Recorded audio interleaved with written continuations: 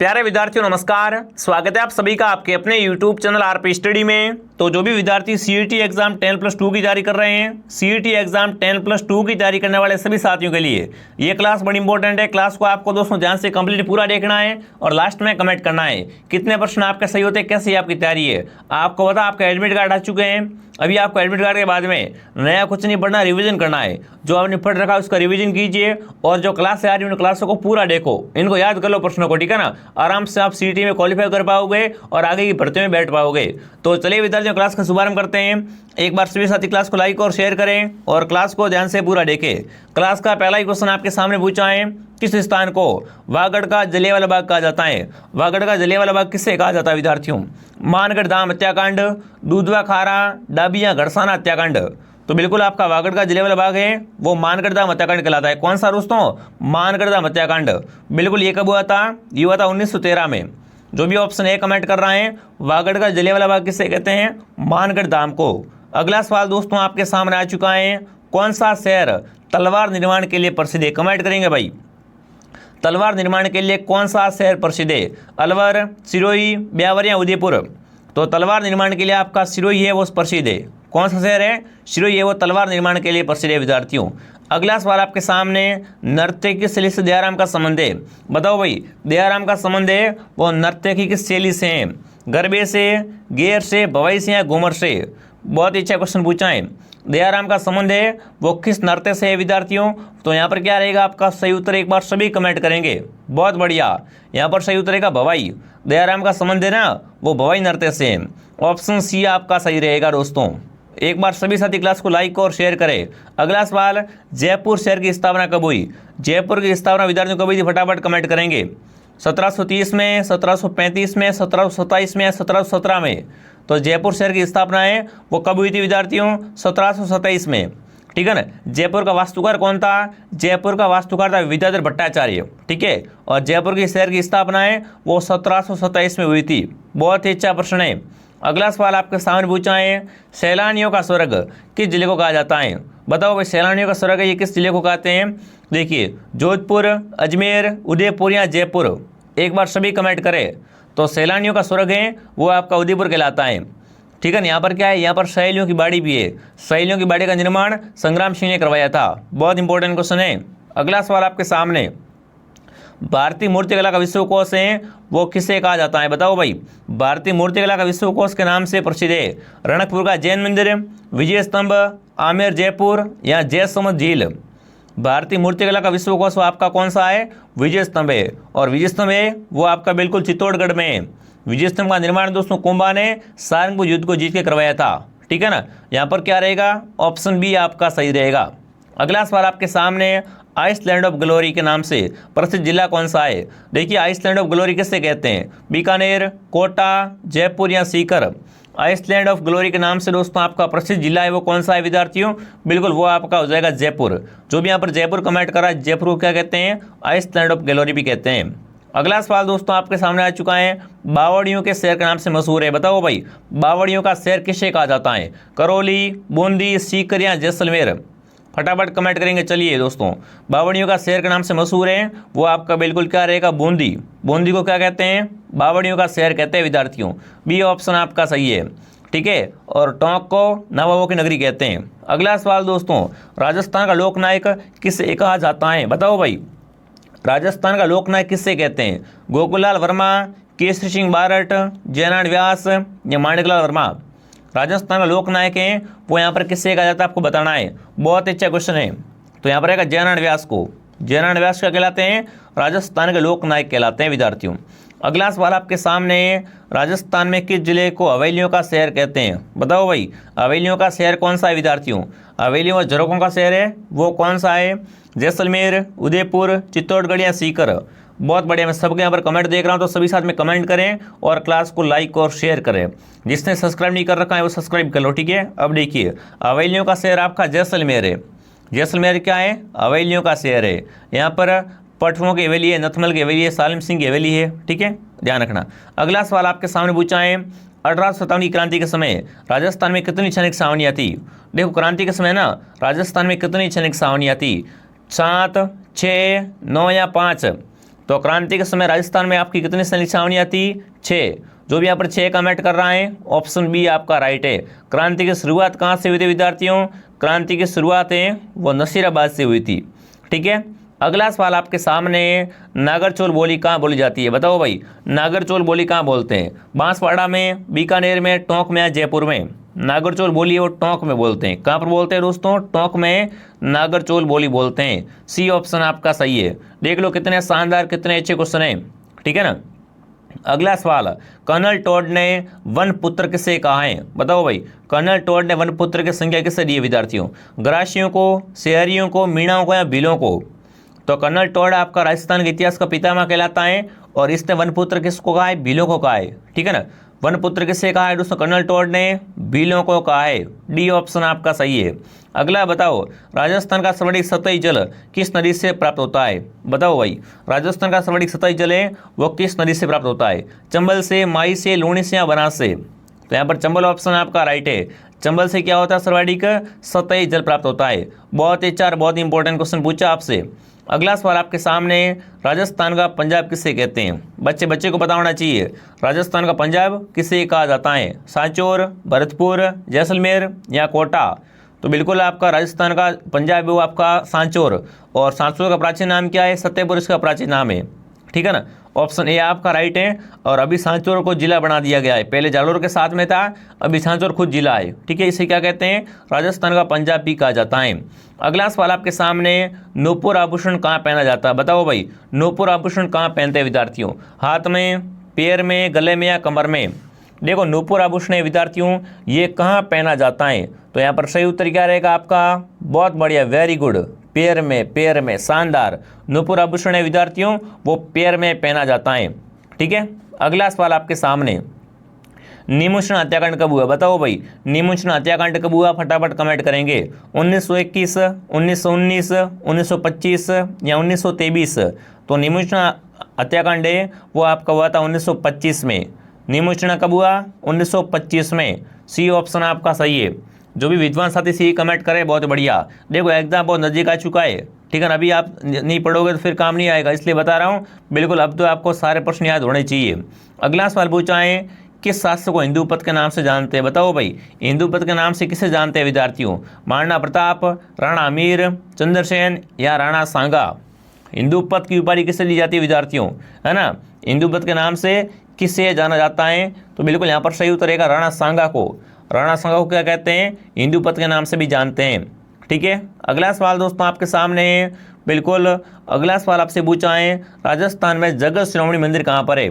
बताओ भाई, जगत शिरोमणि मंदिर कहाँ पर है आपका? आमेर में, पुष्कर में, अजमेर में या जयपुर में? एक है जगदीश मंदिर। जगदीश मंदिर है वो आपका बिल्कुल पिछला उदयपुर में है। और आपका एक है जगत शिरोमणि मंदिर। तो जगत शिरोमणि मंदिर है विद्यार्थियों वो आपका आमेर में है। जगत शिरोमणि मंदिर का निर्माण है वो दोस्तों जगत सिंह की याद में करवाया था। ठीक है, ऑप्शन ए आपका राइट है। जो भी विद्वान साथी ऑप्शन ए कमेंट करा, बहुत बढ़िया, वेरी गुड, शानदार। ठीक है, आगे बढ़ते हैं। अगला सवाल आपके सामने, राजस्थान उच्च न्यायालय की खंडपीठ कहाँ पर है? बताओ भाई, राजस्थान हाईकोर्ट की खंडपीठ पूछिए आपसे, जोधपुर, जयपुर, कोटा या उदयपुर? पहली बात आपसे पूछे, राजस्थान का हाईकोर्ट कहाँ पर है? बिल्कुल, राजस्थान का हाई कोर्ट है वो आपका जोधपुर में है। जोधपुर में क्या है? जोधपुर में तो मुख्य पीठ है। मुख्य पीठ कहाँ पर है? जोधपुर में। और खंडपीठ है वो आपकी जयपुर में है। जो भी यहाँ पर जयपुर कमेंट कर रहा है, जयपुर बताने वाले सभी के सभी राइट है। ठीक है ना। जयपुर बताने वाले सभी के सभी सही है। एक क्लास मॉर्निंग 8 बजे आती है, एक क्लास दोपहर 2 बजे और एक क्लास शाम को 9 बजे। ठीक है, तीनों को ज्वाइन करना है। अगला सवाल पूछा है, राजस्थान की सबसे ऊँची झील? बताओ भाई, राजस्थान की सबसे ऊंची झील कौन सी है? डीडवाना झील, नक्की झील, पुष्कर झील या गजरूप सागर झील? तो देखो, आपसे पूछ लिया एग्जाम में, राजस्थान की सबसे ऊंची झील है विद्यार्थियों वो है बिल्कुल आपकी कौन सी? नक्की झील। और नक्की झील कहाँ पर है? माउंट आबू सिरोही में। ठीक है। अगला प्रश्न आपसे पूछा राजव्यवस्था से। राजव्यवस्था से बहुत अच्छा प्रश्न पूछा है कि राजस्थान में मंत्रिपरिषद में अधिकतम सदस्यों की संख्या कितनी हो सकती है? मतलब बताना है, राजस्थान में मंत्रिपरिषद में ना अधिकतम मंत्री कितने हो सकते हैं विद्यार्थियों? 25, 40, 35 या 30? तो अधिकतम पूछे ना तो क्या रहेगा? 30 अधिकतम मंत्री हो सकते। कितने? 30 मंत्री है वो क्या हो सकते हैं? अधिकतम हो सकते हैं, मतलब 30 अधिकतम हो सकते हैं। ठीक है, ये आपको पता होना चाहिए। अगला सवाल पूछा है, जस्ता की खान कहाँ पाई जाती है? बताओ, जस्ता की खान कहाँ पर है? बहुत अच्छा प्रश्न है। जस्ते की खान है वो कहाँ पर है विद्यार्थियों? भीलवाड़ा में, खेतड़ी में, जावर में या डीडवाड़ा में? तो जस्ते की खान आपके जावर में, कहाँ पर है? जावर में। जावर ऑप्शन आपका राइट है। अगला सवाल पूछा है व्यापारियों द्वारा निर्मित दुर्ग कौन सा? बताओ भाई, व्यापारियों द्वारा निर्मित है वो दुर्ग कौन सा है? अचलगढ़ दुर्ग, शिवाना दुर्ग, भैंसरोडगढ़ या दोस्तों आपका जूनागढ़ दुर्ग? फटाफट कमेंट करेंगे। व्यापारियों द्वारा निर्मित दुर्ग है वो आपका भैंसरोडगढ़ है। इसे क्या कहते हैं? राजस्थान का वेलोर कहते हैं। ठीक है, यहाँ पर सी ऑप्शन आपका राइट रहेगा। जो भी यहाँ पर सी कमेंट करा बहुत बढ़िया। ठीक है, अगला सवाल आपके सामने अमृता देवी पुरस्कार का संबंध किस क्षेत्र से है? बताओ, अमृता देवी पुरस्कार है इसका संबंध किस क्षेत्र से है? वन संरक्षण से, साहित्य से, खेलकूद से या नारी सशक्तिकरण से? अमृता देवी का संबंध है वो किससे विद्यार्थियों? वन संरक्षण से। जो भी ऑप्शन ए कमेंट कर रहा है ऑप्शन ए आपका राइट है। अमृता देवी ने तो क्या की थी? बिल्कुल पेड़ों को बचाए थे और खुद की जान दी थी। ठीक है ना, उन्होंने क्या कहा था? बिल्कुल आपने देखा होगा, जो कहानी पढ़ी होगी है ना, पाठ होता है अपने अमृता देवी का, जिसमें दोस्तों राजा आते हैं लकड़ी काटने के लिए, मकान के लिए लकड़ी लेने के लिए आते हैं, तो अमृता देवी दोस्तों और उसकी जो पुत्रियाँ होती है ना, वो पेड़ों के लिपट जाती है। वो बोलती पहले हमको काटो फिर आप पेड़ काट पाओगे। तो बिल्कुल उन्होंने दोस्तों क्या कर दिया था?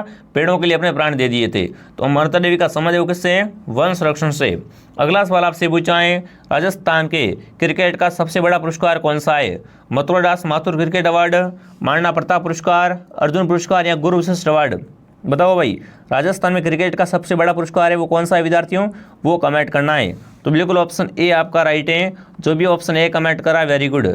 अगला सवाल पूछा है इंद्रगढ़ माता का मंदिर कहाँ पर है? बताएंगे साथियों, इंद्रगढ़ माता का मंदिर कहाँ पर है आपका? अलवर में, जयपुर में, बूंदी में या झालावाड़ में?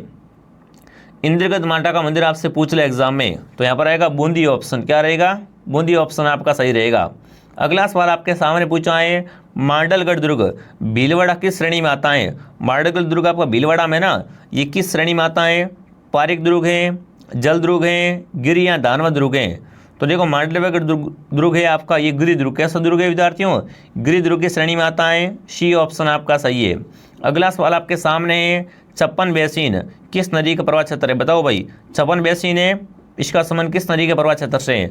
माई से, चंबल से, जाकम से या बनास से? छप्पन बेसिन का संबंध है विद्यार्थियों वो बिल्कुल माई से है। ठीक है ना, छप्पन बेसिन का संबंध किस नदी के प्रवाह क्षेत्र से है? माई से। अगला सवाल दोस्तों आपके सामने पूछा है मेदिनीपुर नागौर की किस शासक की प्राचीनतम राजधानी थी? बताओ भाई, मेदिनीपुर है ये नागौर की किस शासक की क्या थी? बिल्कुल किस शहर की प्राचीनतम राजधानी या प्राचीनतम नाम है? फटाफट कमेंट करेंगे। चलिए, मेदिनीपुर है विद्यार्थियों और नागौर के किस शहर का प्राचीन नाम है? कोचाम सिटी का, लाडनू का, मेड़ता सिटी का या करनाल का? तो मेदिनीपुर की दोस्तों अगर बात की जाए तो बिल्कुल ये क्या है विद्यार्थियों? मेड़ता सिटी का ही प्राचीन नाम है। ठीक है ना, मेड़ता सिटी को पहले क्या बोलते थे? मेदिनीपुर बोलते थे। अगला सवाल आपसे पूछा है उदयपुर वाटी पंचायत समिति किस जिले में है? जयपुर, पाली, झुंझुनू या अलवर? उदयपुर वाटी पंचायत समिति है विद्यार्थियों, बिल्कुल ये आपसे पूछ लिए। ठीक है ना, तो यहाँ पर सही उत्तर क्या रहेगा? सी ऑप्शन आपका सही रहेगा। अगला सवाल आपके सामने पूछा है जग मंदिर किस झील के बीच में है? बताओ, अभी बात की थी मैंने जग मंदिर की।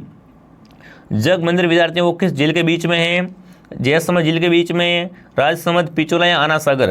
तो बिल्कुल जग मंदिर आपका उदयपुर में है, पिछोला झील के बीच में। और पिछोला झील पे क्या बना हुआ है? नटने का चबूतरा भी है। ठीक है, अगला सवाल पूछा है राजस्थान में सर्वाधिक किस जिले में वार्षिक तापांतर रहता है? वार्षिक तापांतर वाला जिला कौन सा है? जैसलमेर, बाड़मेर, चूरू या जोधपुर? सर्वाधिक बिल्कुल आपका वार्षिक तापांतर वाला जिला आपसे पूछ ला एग्जाम में, वो आपका चूरू है। सी ऑप्शन आपका राइट है। अगला सवाल आपके सामने पूछा है आलम जी का मंदिर कहाँ पर है? बहुत इंपॉर्टेंट प्रश्न है ना। आलम जी का मंदिर कहाँ पर है विद्यार्थियों? जालोर में, नागौर में, बाड़मेर में या प्रतापगढ़ में? आलम जी का धोरा या आलम जी का मंदिर है विद्यार्थियों वो आपका बाड़मेर में है। कहाँ पर है? मालानी बाड़मेर में। अगला सवाल आपके सामने है लोक देवता तलिनाथ जी के गुरु कौन थे? गोरखनाथ, भैरवनाथ, जालंधर या दोस्तों बालीनाथ जी? तो तलिनाथ जी के गुरु का नाम था वो था जालंधरनाथ। क्या था? जालंधरनाथ। अगला सवाल आपके सामने ढोल नृत्य का संबंध किस जिले से है? बताओ भाई, ढोल नृत्य का संबंध कहाँ से विद्यार्थियों? झालावाड़ से, जयपुर से, प्रतापगढ़ से या जालोर से? तो ढोल था नृत्य है वो जालोर का प्रसिद्ध है। कहाँ कहाँ है? जालोर का। डी ऑप्शन आपका सही है। अगला बताओ निम्न में से कौन जोधपुर राज्य का शासक नहीं है? इनमें से बताना है जोधपुर का शासक कौन नहीं है। जसवंत सिंह, मोटराजा उदय सिंह, अजीत सिंह, अनूप सिंह।